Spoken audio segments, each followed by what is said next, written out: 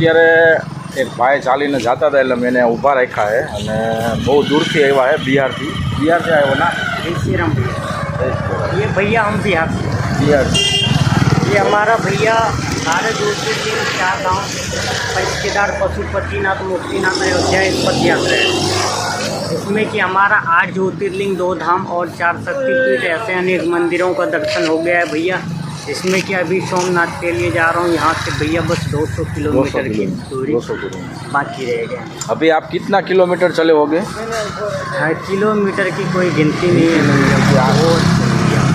આ ભાઈ બિહારથી આવ્યા છે અને એકલા ચાલીને યાત્રા કરે છે। તમારું નામ શું? नाम भैया योगेश शर्मा हुआ। योगेश शर्मा जी, बराबर, बिहार से। तो अभी आप सोमनाथ जाएंगे? अभी सोमनाथ के लिए।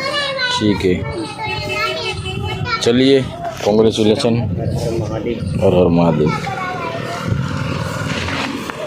જોઈ લ્યો ભાઈ, શર્માજી